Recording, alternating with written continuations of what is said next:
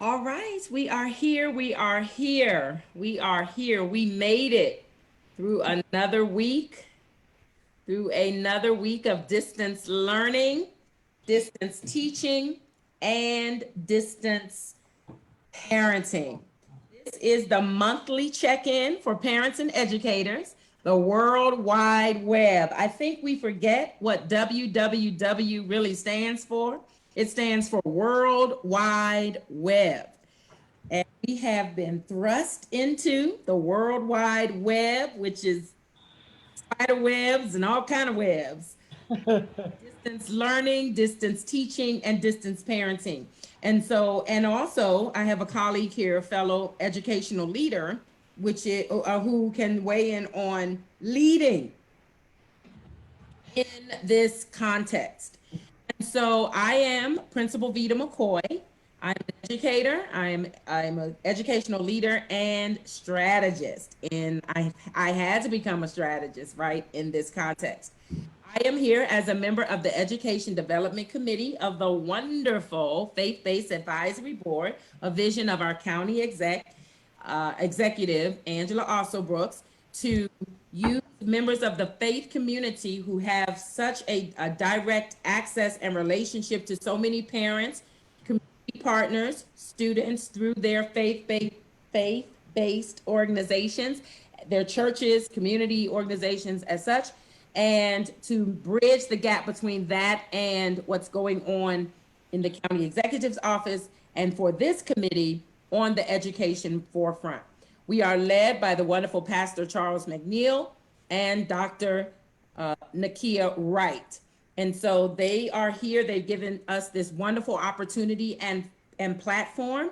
And so I have a guest panel tonight of some awesome experts, and they're going to share in their areas of expertise. And I'm going to call their name and introduce them. And then they will come back in that order and tell us a little bit about themselves and how they are going to inspire, inform, and encourage you tonight. So I have Charlotte Avery. She is, hi, she is a wonderful educator in her home and parent. She's an author. She is just a wonderful, wonderful person, awesome, intelligent, one of the smartest people I know. And she is a full-time mom, as well as an activist and an an encourager of parents. And so she's going to come. Hi, Charlotte. Hi, thank you for having me. Awesome. And then we have Principal Shauna Fabui, who is an educational leader and strategist. She is an author of a brand new book on parent engagement. And so she's going to come. We have both been principals around the same time. I think she has a year or two above, but we are in this together. She is my friend, she is my colleague, and now she's helping to inspire, inform, and educate parents in the world wide web of distance learning, teaching, parenting, leading, doing it all. Hello there, Shauna Fabui. How are you? Good evening. Thank you, my friend and my sister. So happy to be here this evening. Thank you for having me. Awesome. And then these are all women of faith, which is so awesome because we're with the Faith-Based Advisory Board. Another sister from many years, well over 20 years, probably pushing 30 years. That's Amanda Sander. God bless you. Oh my goodness, so good to have you. She's an educator. She is a community leader. She is a dancer. Lord, she had my daughter who is now 30 in her she was her dance ministry leader and helped to shape her. Charlotte as well was one of her youth leaders. And so let me tell you something about your circle, about your community, and your circumference of your support, your village. We are here. We have to do this together. And so I'm going to allow them to come in that order and just tell you a little bit about themselves.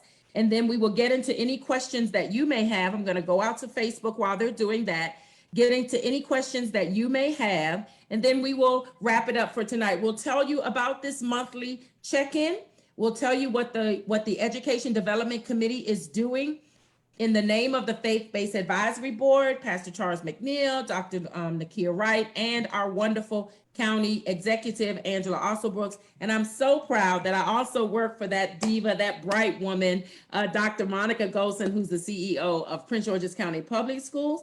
But we also know that there may be others from other areas as well. So go ahead, ladies, take it away. Well, again, thank you so much, Principal McCoy. My name is Charlotte Avery. I am fondly known as the family strategist with the PhD in motherhood. I am the mom of 7 amazing children. Their ages are 6 to 16. And I am currently virtual schooling all 7 of my children in 3 different schools, from elementary school, middle school, and high school. Yes, Amanda, yes. And I am a parent and family expert for TV and radio. I write for the National PTA. And I just currently released my new book called Afro Izzy. It's a wonderful book. It's a children's book. It's my second children's book, but we could talk about that later maybe. And I'm just excited and happy to be here because I think that this is just such, I don't even think, I know that this is a very important conversation because, for me, I have homeschooled my children. I have my children in school, and now I am virtual schooling them. And so the questions that I get, people are always asking me, Charlotte, how in the world are you doing this? I'm not even making it with 1 kid. How are you doing it with 7? And so, I'm always happy to answer those questions and give strategies and plans for how I'm doing it. Not for people to do it my way, but just so that they can understand, one, that we're all swimming. Our ships look different, but we're swimming in the same water right now, y'all. And we can do this. And so, I'm just happy to be here to, give some steps and strategies for parents and to just give everybody some encouragement in this space that we're in right now. Right. All right. Well, it is a pleasure to follow my sister Charlotte. I thought I was doing dynamic work with my 3 children in 3 different schools, but I only have 3. You have 7. So hats off to you, my sister. And a pleasure to know that you are still sharing your education and your experiences as a mother. Thank you. Likewise, I am a colleague of Sister Vita McCoy. I am a Prince George's County Public School principal by day, mother of 3 in 3 different schools by night, author of our new book, and I say our because my colleague and I have written this book together, Stephanie Gobo. This is the virtual learning playbook for parent universities, and it's a way to support schools and organizations to really engage their parents. I am also a PhD student at the University of Maryland, and it is my passion to really make sure that parents are able to bridge that gap between home and school and know the dynamics of engaging with schools and be their child's advocate. There are many things that happen in the world of education that are oblivious to parents because we as parents trust that educators will guide our children along their journey. However, as a parent and an educator, I know that there's a disconnect. There's so much that I need to know as a parent, even though I'm an educator, and there's so much information that I have to give to parents as an educator. So that's where the birth of the parent universities came into play, a way to build a community of parents in all settings so that we can work together so that we can be the best educators for our children. Schools, communities, parents, working together for the betterment of all of our students. So I'm so privileged to be here today to share any bits of knowledge that I can and to be a part of this sisterhood. So it's awesome. Thank you so much, Vita, for having us. Hey, everybody. It's me, Amanda Standard. Well, from 7 to 3, I have one jolly brown giant. And, but I am responsible for a charity organization outside of the school system. So I am by day working with kindergarten through 8th grade students, and in the evening from 2 to 74. I do have the opportunity to be able to connect to many people in different walks of life. So I'm the educator who's also the parent. So we're in the office together. So I hear his teachers. while I'm teaching. And so it has definitely been a different, a different experience. It's not impossible though. And I'm the advocate for it's not impossible. And there are some amazing, amazing things that can happen through the screen. And I have found some strategy working this summer and developing some things that have been really, really, really good for our kids across the board, and not just the kids, but for the parents. The best part for me is when they jump in and participate. Yeah, because they need that body break too. So, yeah, that's all I got until you ask me a question.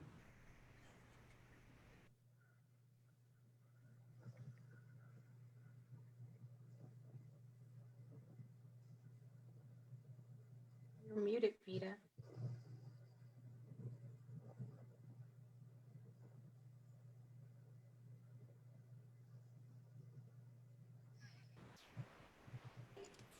Sorry about that. There Can you y'all are, hear me Vita. now? All right, I was multitasking. Again, the world of what? Doing World distance Wide Web. learning, teaching, and parenting. So Mhm.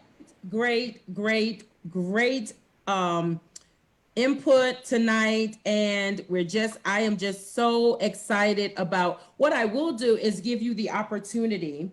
I'm going to put in our chat right now the name of the faith-based advisory board, and they do have a Facebook page, and we are live on that page. So that's one of the things that I was doing just now, is sharing it on a couple of my pages and in a couple of the groups there. And so what I'd like to do now is to see if there are any questions that you have received in one of those areas, or what you perceive to be a major challenge for parents, for educators, and even for children, because what affects them affects us.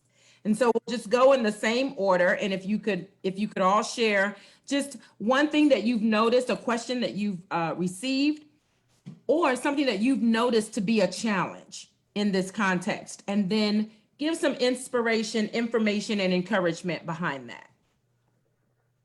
So one of the questions that I have received is, what are strategies that parents can have that will help their children? And, in this virtual learning space and all of that. And so, I kind of chuckled because, we're all familiar with apps and things like that, right? I mean, our kids are using apps, we're all using apps on our phones and things like that. And so I tell parents, listen, you need to get the apps. And they're like, what's the apps? And I'm like, so listen, if you're going to be successful and help your children to be successful in this space, you've got to, first of all, know how to advocate for your children. You got to know how to advocate for them to the best of your ability. And if you don't know how to advocate for them, then you've got to find the people who can help you to advocate for your children. So that's the first thing. The next thing is you have to be a partner with their teachers, because sometimes, I mean, the teachers are out here, we're all in this space together. It's not just parents and it's not just kids, it's the teachers too. This is unfamiliar territory for everybody. And so we've got to, as parents, and if we're going to be able to help our children, then we've got to be able to partner with their teachers also. We have to be engaged. We need to participate. We need to be engaged in what's going on in the classroom. Some teachers are like, well, I don't want parents like hovering while I'm teaching their kids or whatever. But as a parent, if you're going to advocate for your kids, then you need to participate in the process. And you've got to participate in how that looks for you. And then the next thing that you have to do is to have a support system. All parents need a support system, whether you're a family that has two parents in the home or one parent in the home or whatever. You have to have a support system. That support system is your child's teachers, it's your child's counselors, it's other parents in your community who are doing the same thing, where you guys can be helpers of each other. And here's the last thing, even though this has nothing to do with my acronym of apps, is you've got to give yourself some grace, friends. I mean, parents, please be gracious and merciful to yourselves, knowing that you're in unfamiliar territory. Be gracious and merciful to their teachers, because we're all in this space together. be gracious to the administrators who are running your school, because this is new to them too. So that's all I have for y'all right now. I hope that helps. I love that, apps.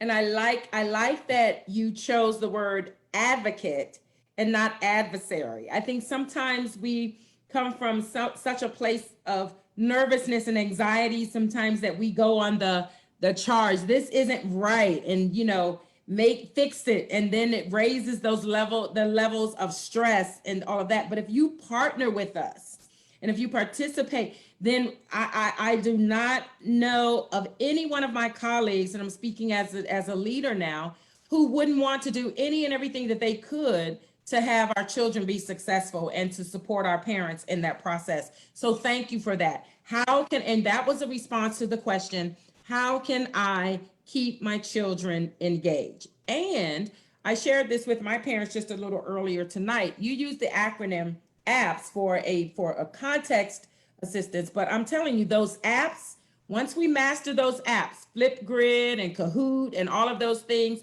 they will be able to be more interactive and more engaged and not just sitting and watching, Absolutely. responding, but they're able to actually participate. And so that's one of the things. I know that Principal Fabui has a parent university. I am developing a parent university, and we're going to teach our families, our students, our parents, our cousins, our nanas, so everybody helping, with the children, that we're going to teach them how to be masters of these apps, so that when the teacher goes to the Nearpod or goes wherever, they're not intimidated by that. They're not frustrated by that. They can partner and advocate rather than they have to be on that defensive. So thank you for sharing that. Hats off. Thank you, Charlotte. All right, next up. This is good, ladies. Awesome. All right, so thank you so much. And again, great, a wealth of knowledge, a wealth of information, and pretty much it's all along the same lines. To add to the conversation, I'd like to say one of the things that we have to take into our wheelhouse is that we are all building our capacity. And that means that this is, just like Charlotte and Vita said, uncharted territory. So any opportunities that we can get to learn or to teach or to encourage someone else to gather information is essential. So one of the key things that we have dealt with, like in the area of being in the schoolhouse, so to speak, virtually, is parents' trepidation around the new of technology and just really feeling that their children aren't learning because it doesn't look like what they know learning to be. They're not dropping them off at school. It's not a big pencil and paper activity. It's a lot of engagement over technology. And one of the things that we need to think about when we're thinking about learning for our children in this space is that prior to the pandemic, it was a struggle. We were trying to get our children off of technology. We were trying to get them to put down those cell phones, turn off those computers, stop playing Roblox and the others. And now we're asking them to do the reverse. So when we think about that, our children are already equipped with the mindset and the disposition to engage with technology for an extensive period of time. So is learning still taking place, and our children, like we say, they have a chip in them already. I often equate that to when VCRs and microwaves first came about, how our grandparents were so afraid of catching cancer or what would happen from that microwave, and now we use it as an oven in our homes all the time. Likewise with technology, ease into it, understand that, despite our adult trepidation, that our children are built and equipped for it, and that learning is still taking place. Because as humans, we adapt, we learn, we grow. And so through the parent university, we build that capacity along with the teachers and the parents, because they get that understanding that this is a learning space for everyone. So not only are the children learning, but the parents are learning and the teacher is also learning. And that builds, as Charlotte mentions, that graciousness, that grace, that mindset that, we're all in this together, because you have to be transparent when you can't get yourself off of mute. You have to be transparent when you're trying to log onto a platform and all of a sudden your screen is just swirling, and just really being in it together and understanding that, we're all learning is one of the places that releases some of that anxiety of the uncertainty of whether or not education communication is still taking place in that environment. And then the second thing that I'd like to add is that there's a lot of concern around the social and emotional piece and whether or not students will still get an opportunity to engage in the ways that they have before, and whether or not they'll still have time to make friends and learn some of those social dynamics that come when they're engaged in small group activities or teamwork or even being on the playground. And so one of the things that we have to know is that prior to having this schoolhouse that we've been in for the last, I don't know, 100 years, we had our communities. We went outside, we played, we engaged with our brothers and sisters and our cousins, you know? So just thinking about how they're really getting an opportunity to learn the cultures that are in their homes, connect with family that they may not have connected before, as we build those quarantines, being really strategic about who do you want your children to, you know, selectively engage with. When we send our children to school, we have no idea who they're going to come encounter with. In this little oasis that we have at this time, we have an opportunity to choose who the quarantine is, create opportunities for our students to gain social and emotional activities, and really build that culture that we want. And I say we as individuals, collectively as parents, and collectively as a community that we want our children to have. So one of the things that I've done with each one, I have 3 different children. They're teenagers now, 13, 15, and 16. So the 16-year-old just started driving. She's a senior and she's driving, and driving goes with driving me crazy. Okay, because when I have to release my car to her, but she has a network of 8 good girlfriends that she's always been friends with. And we as parents have come together to really make sure that they engage in various social activities that really help to develop that social and emotional. With that 13-year-old that I have, and you know, she's a teen, preteen, and middle school, one of the things we've created is a parent pod. So every other Saturday, one of the parents hosts a social and emotional pardon me, socially distant activity. We've done painting in the park. We've allowed them to do makeup on Zoom, and different things of that nature that still keeps them together. And for my son, who's that middle child, he's still playing soccer. So that opportunity to still be active and engaging with his friends. So those are 2 things. We're learning together, and that social and emotional component can still be developed even outside of the schoolhouse. That's good stuff. That is amazing. Yeah, I love it. I have a question, Shauna. The parent pod, I love that. So these events, you said every other Saturday, you all are doing something, and then it's both in person, social distance, and some of it is online. Yes. I love that. I love that. Thank you. And it's an effort that really came about because of the desire for that social and emotional piece. And it's good because the students, well, my children and their friends selected who was in that group and how they engage. And it's a part of that social development. And we really get to, you know, come back together as parents and talk about their dynamics and challenges they may have had. So it really allows us to nurture them along that growth, rather than in the schoolhouse where things happen and we're none the wiser. We don't hear about it until after it's. So this kind of gives us, you know, a hand in developing them as they understand the dynamics of building friendships and going through the, you know, those teenage years. So it was, I wouldn't say it was my idea. I would say it was a collective idea that I said, yes. Right. I love it. We've been trying to figure out at our church, one of the things that we can do, and Amanda and I were talking about trying to do it together. And I think that that's an excellent idea. Community is the way of the world. It is the way to survive. You can survive just about anything if you can find a community to support you. Even the horrific conditions, right, can be survived with communities within conditions. That's, you know, a community within you can't always change the condition, but you can adjust and adapt. I like what you said, adapt, learn, and grow with regards to your community. So I love the parent the parent pause, and then learning is still taking place. Remember, parents and congregations, we have to remember that our children have the capacity for this social learning. There are uh, 6-month-olds who know to swipe left, right? Come here just with that capacity.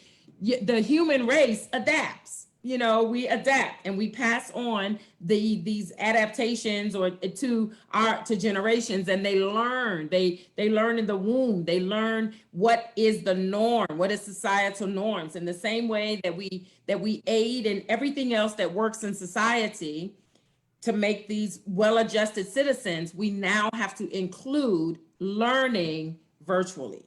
And so I'll let Amanda share, and then I'll share some things that I've been telling our parents and my staff, as well as the students, and then we'll wrap it up. I do have a couple of questions coming in on Facebook, and we'll hear how everybody can get in touch with you, and we'll also talk about what the community is doing. All right, so go ahead, take it away, Amanda. It's just a quick thing. This season has allowed us to really lock into our creativity, and creativity helps you not to have a negative perspective. And that's probably the greatest challenge that we're facing in all three dynamics, is that we're looking at everything that's coming at us, so that's so negative, and trying to see the light at the end of the tunnel. So what you were talking about with the pod, I've had students in a parking lot just moving around in a parking lot and teaching them how to use a parking lot because it already has the lines, separated. So they're able to do that. And they were like, this is so refreshing. They were just glad to see each other. Everybody had their mask on. Another thing is, I know you've seen it, where you actually get to sit down and have a conversation, but all of the cars, everybody, they're apart, and then everybody is sitting. Those are conversations. Those are also amazing tutorial sessions, because I just need to be able to look in your eye when you say XYZ. And we're still socially connected. We're just physically distant. And those days that you're going to come up with a creative way to get a hug. I did it the other day. I saw a little girl, hadn't seen her in a long time. And I said, hey, turn around. And she was like, okay. And she turned around, and from the waist. And her mother was like, hey, that was innovative. Who would have thought we could get a hug? It's the little things that we need to do. So for the parents, because I'm a parent as well, it's nerve-wracking because it's so much that's coming at us so fast. Our conversations with our children are important for us to continue to inject the positivity in the midst of. And you'll be surprised when you begin to communicate with them about what's going on around you, then it begins to translate between the two of you, and you'll have a much lighter environment in order to be, flexible. And the last thing I'm gonna say is, I have been planning everything with a flexi rod. So my pre-COVID, standards and whatever it is that I thought it was supposed to be, now that joker has to bend. And it has to be able to go, because you don't want to break. You want to be able to just, Good. kind of get there. And then all of a sudden you'll be like, oh, we're right side up again. And the kids are going to learn. As a teacher in the school system, I'm telling you, we are doing everything we possibly can to make sure that we bridge, that we fill in the gaps, that we make sure that they got what they didn't get and they're going to get more. And then what they were supposed to get, they're going to get early. We are trying to make sure that they get that, because we understand how important it is for them to have continuity and flow. So we want you to know that in the school system, it's not a game for us. We are about them getting what they're supposed to get so that they can take care of us, because that's important. Right. Yes, take care of me, children. Yes. All 7 of them. Thank you, Amanda. I think that is so important. And I was trying to get my pad out to write it down as quickly. You said we're socially connected, but what is it now? We're socially connected yet physically distant. Yes. Yeah, that's good old DDI right there. We figured that thing out. You know what? Yes. I want to say this because one thing that Amanda said that was really important is the parent perspective. Because what I know for sure is that if parents, I mean, our children, they listen to us talk, right? Like even when we think they're not listening, they hear us. And so if we are down in the dumps and we're miserable about this whole situation, then our children, they feed off of our energy. Yeah. And so for me, like, I mean, anybody who knows me, they know that I love having my children all together because when they're not in school, you know, if they're home with me, then I know that they're safe. I know they're sound. I know they're not being bullied or whatever. But, you know, when we got into this situation and the kids were like, oh, mom, we're not going back to school. I was like, yes, this is like the best thing ever. And they were like, and I was like, oh, come on, guys. I'm like, think about all the fun we can have. I mean, and like Amanda was talking about creativity. I mean, man, when school got out, we had a family fun fair and our whole yard looked like an obstacle course. And I just, you know, I'm just so intentional about making the most of the time that we have with our children because guess what? Our children are I mean, 18 years goes by faster than we think, right? And so we have such an important amount of time and an amazing opportunity to really enjoy our children before they go back to school. And it would be so sad that when the pandemic is over, that we had not done and invested the time and nurtured our children and the way that they needed to be nurtured and capitalize on having dinner together and capitalize on busying your life and not having to be pulled in 7 different directions because you have 7 kids with 7 different activities. Not that I'm talking about myself, but I'm just saying, you know, I mean, I'm just serious. I mean, just to really quiet ourselves and to be together and not even just with the people in our households, but even the people, you know, with grandparents and all kinds of other people who we love, you know what I mean? And so just don't miss the moment, friends. Don't miss the opportunity to capitalize on the good in the situation. Yes. Absolutely. And I think go ahead, Shauna, go ahead. Oh, sorry, Vita. One of the first things, just, you know, based on what you said, Charlotte, the first aha moment for me when I began this pandemic with everyone else, right, was how much time came back into my day. And I sat back and I calculated, I said, wait a minute, I was driving 4 hours a day.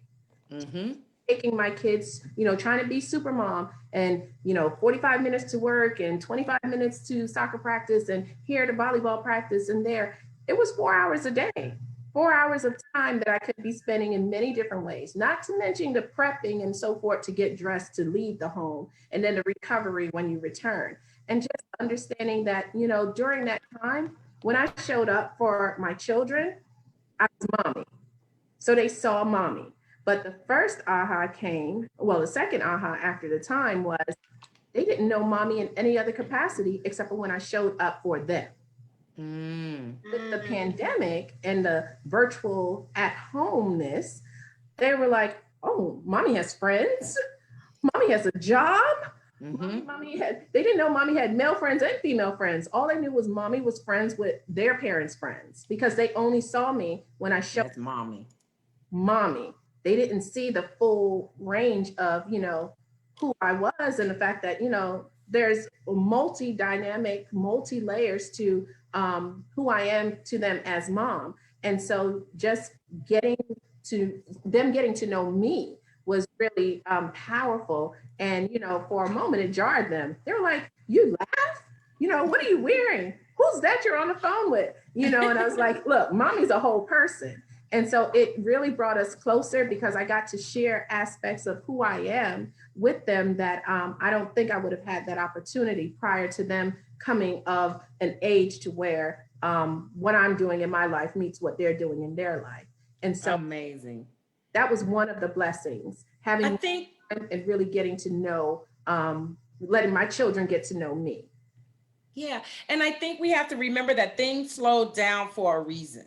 Absolutely. Slowed down for a reason. And we have to look at what are some of the reasons maybe that things slow down or the benefits, even if you're not one who believes that everything is connected, what are some of the benefits that can come out of things slowing down?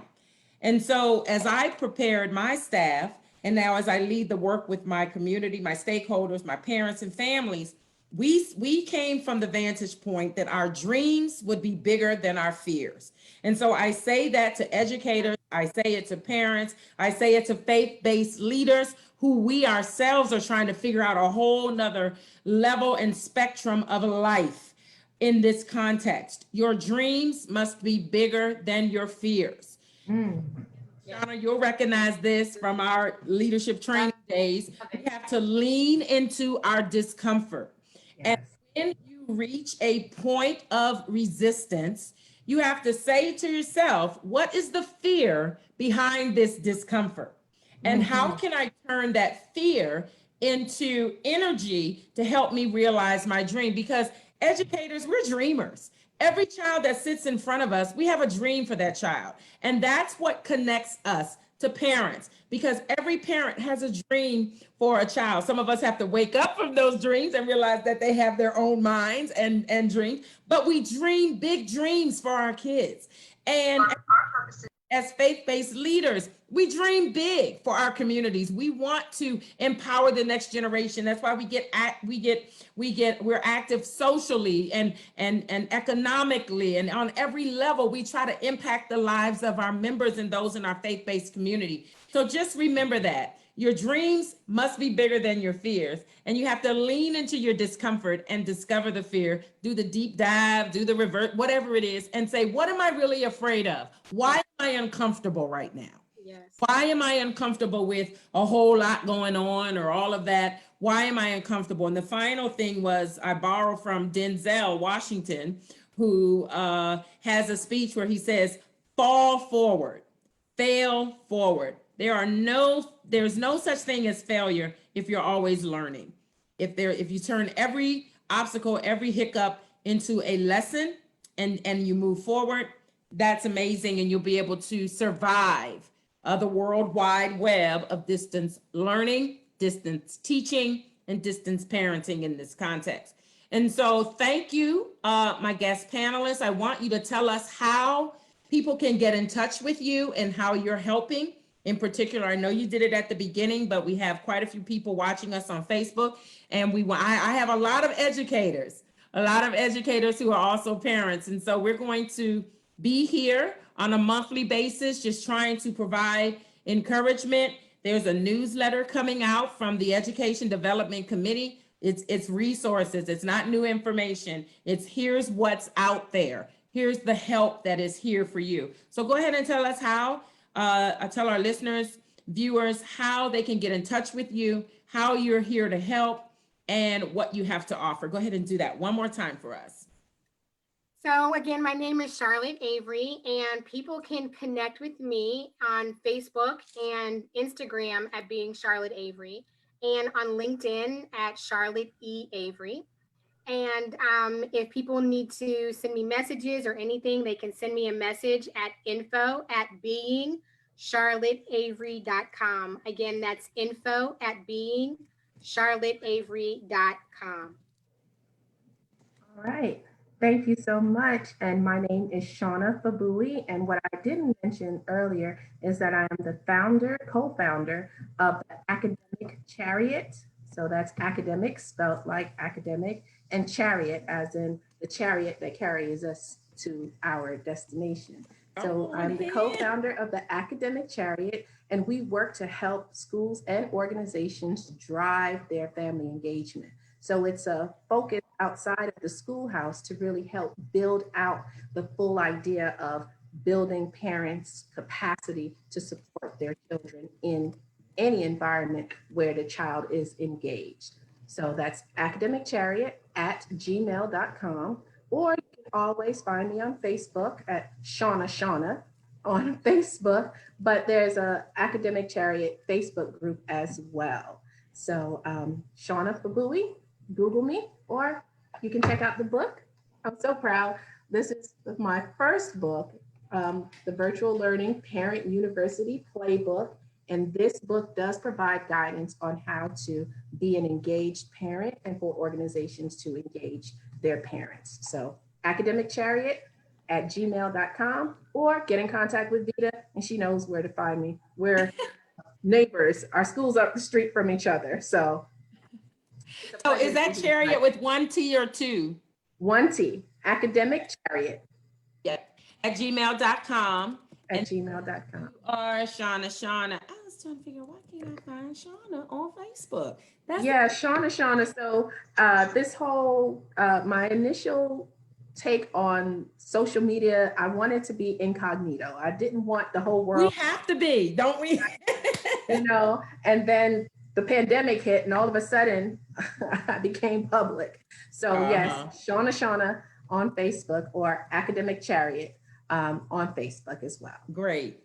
And so if you're looking for people to help with parents, if you're looking for ways to assist your parishioners or your community, members of your community, these are people who can help you. They will be my panel of experts. There may be a few guests here and there, but we're going to really drill down. I'm learning it's not how wide you go, it's how deep you go. I believe in ordered steps. I believe in destiny. I believe that we are putting together a team who will help members of our community to survive and to thrive. All right, Amanda, tell us how we can get some movement in on this thing.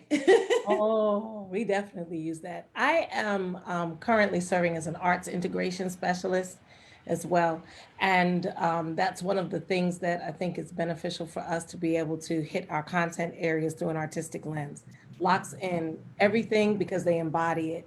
So you can reach me more about that at Seed Planter on Instagram. And here on Facebook, Minister Amanda Standard, got a page over there because I didn't really like the social media thing either. But of course, we have to. And then you can always find me at Divine Dance Institute. That organization is now going into its 19th year, and we've been serving the community for a good minute. And it's all arts and academics. So, you know, you can find me there too. That's the other house. Amazing. Thank you, Amanda. Thank you, Shauna. Thank you, Charlotte. I am Principal Vita McCoy. I'm also a spiritual leader. I'm a pastor, co-founder of a church with my husband. They're Judah Christian Center, overseer Marvin E. McCoy.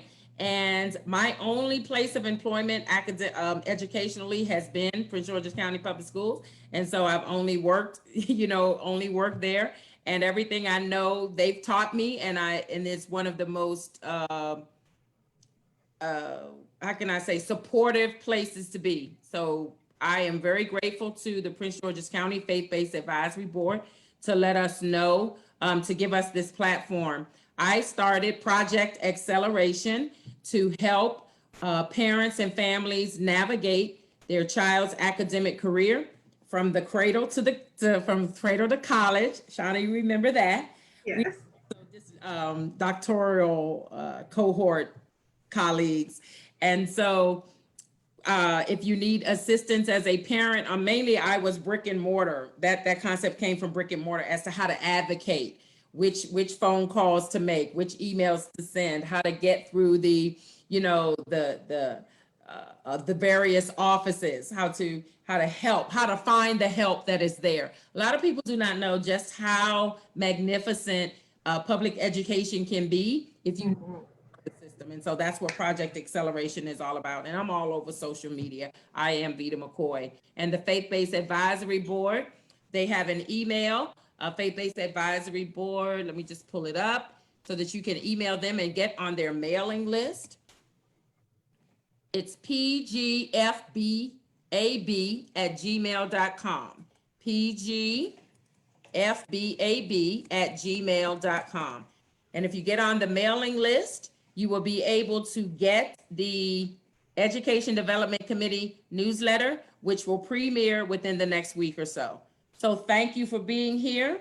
Thank all of you for your willfulness, your willingness to serve.